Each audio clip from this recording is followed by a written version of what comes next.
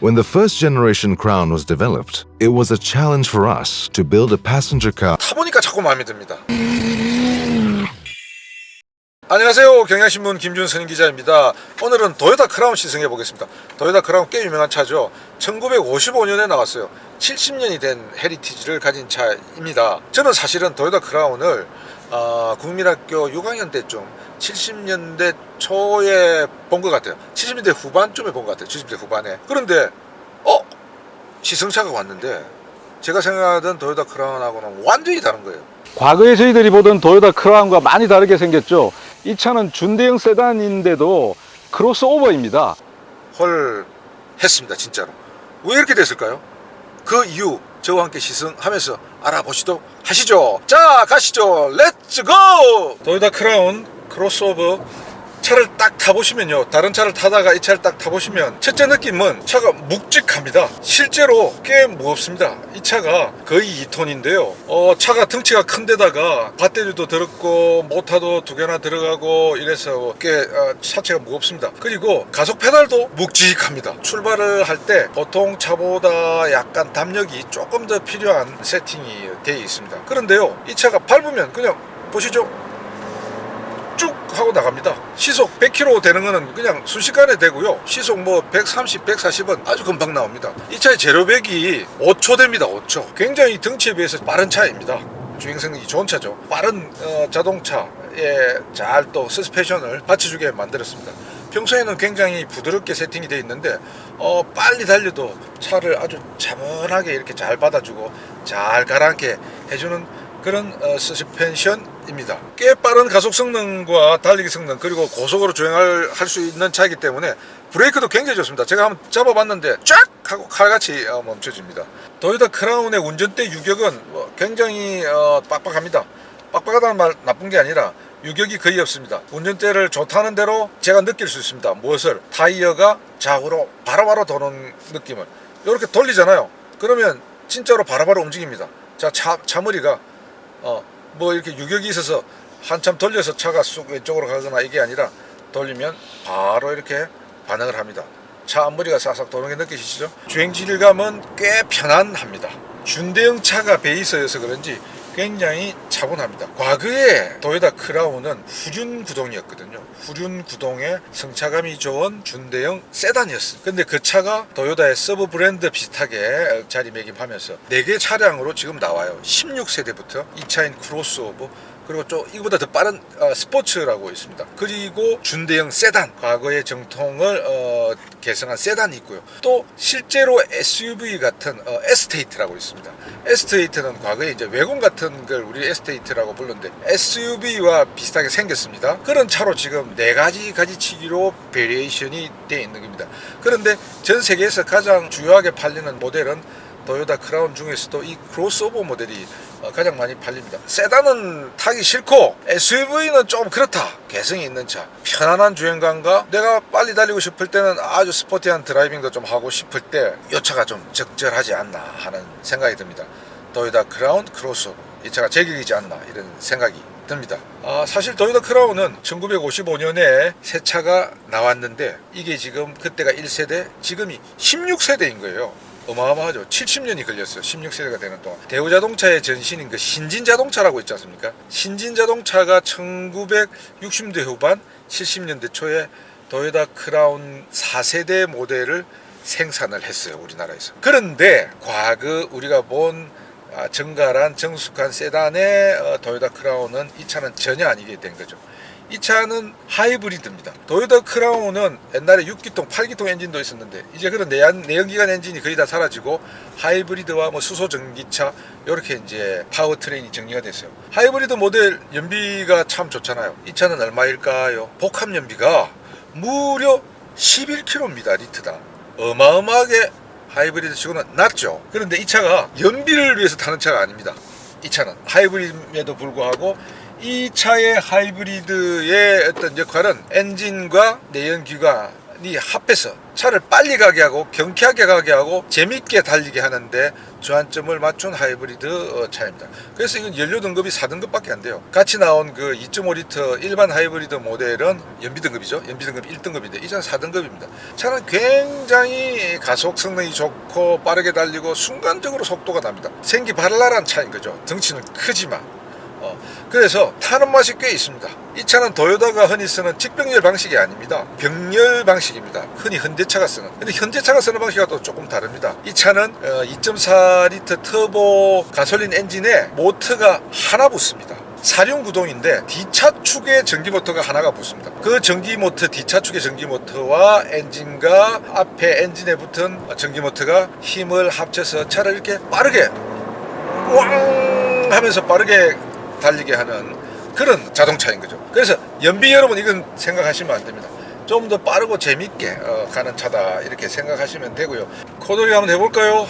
코너링도 좋습니다.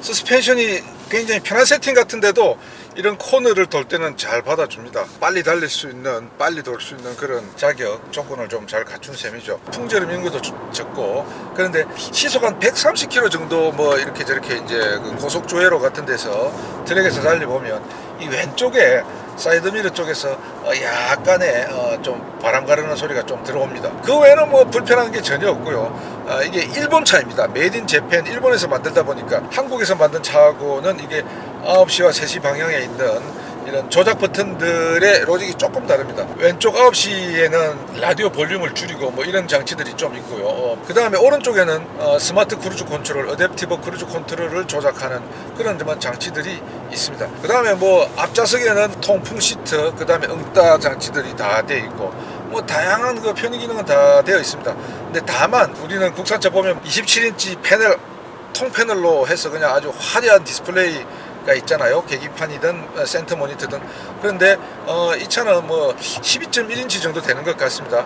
그런 그 계기판, 그보다 조금 더 크거나 한 계기판 두 개를 나눠 가지고 과거의 계기판을 하나 쓰고 센터 모니터를 쓰는데, 그렇다고 해서 뭐 이게 뭐 올드하다는 그런 느낌은 없습니다. 프리미엄 브랜드의 차는 아니어서 내장재나 이런 것들은 그렇게 고급지거나 이런 거는 없습니다. 가성비를 생각한 그런 품질이고요. 하이그로시 같은 것도 중급의 퀄리티를 가진 뭐 하이그로시로 되어 있고요. 같이 탄 분들 중에 한 분은 디자인도 괜찮다 뭐 이렇게 생각을 하시던데요.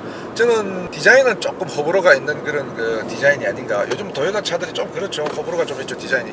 그런 느낌인데 타보시면요, 주행 질감이나 주행감은 일본 차답게 굉장히 매끈하고 깔끔하고 그렇습니다. 아주 빨리 스포티한 주행을 즐길 수 있는 차임에도 불구하고 전체적인 주행 느낌은 차분합니다. 가속 페달을 때려 밟는다고 해서 막 왕 하고 이런 뭐 전동 치듯 표효하는 그런 소리는 나지 않고요. 뭐 부드러운 소리가 나고요. 2.4리터 가솔린 터보 엔진에다가 6단 그 자동 변속기가 붙는데, 그 자동 변속기는 6단 자동 변속기라고 도요타에서는 말을 하는데요.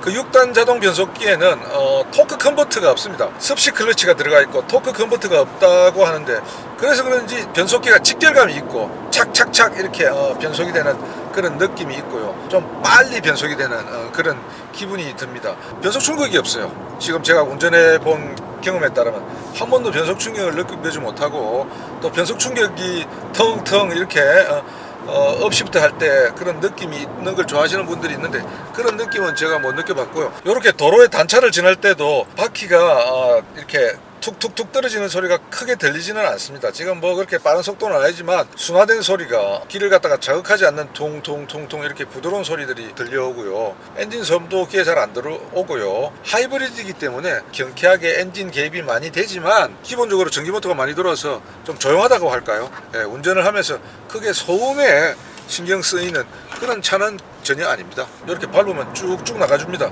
이 톤에 가까운 차인데도. 그리고 이 차가 사실은 나가줄 수밖에 없는 게 엔진과 전기모터를 합산한 마력은 348마력이나 됩니다. 토크가 46.9kgm예요. 한 3.5리터 트윈 터보는 달아야 그 정도는 나오거든요, 대체로. 그래서 2.4리터 가솔린 터보 엔진 플러스 전기모터 해가지고 3리터짜리 트윈 터보 엔진 힘이 나오는 거죠. 2.4리터 엔진을 쓰면서 연비도 좀 절약하고 큰 소음도 없고 변속 충격 이런 이런 것도 막 줄이고 하면서 빠른 차를 만든 거죠. 달리는 재미와 경쾌함과 연비를 잡은 그런 차다, 이런 말씀을 드릴 수 있겠고요. 그래서 가격도 프리미엄 브랜드는 아니기 때문에 6,640만 원 정도입니다. 제네시스 GV70 정도가 뭐 차와 비슷할 텐데 GV70보다는 훨씬 넓고 큽니다. GV70 제가 말하는 거는 3.5리터 트윈 터보 모델 말씀드리는 겁니다. 실내 공간도 훨씬 넓고 차는 더 크고 달리기 성능은 그 차가 조금 더 앞서는 것 같고 인테리어는 GV70이 좀 많이 앞서는 것 같고 뭐 이런 장단점들이 있거든요. 그런 거를 잘 따지셔서 구매를 하시면 될 것 같습니다.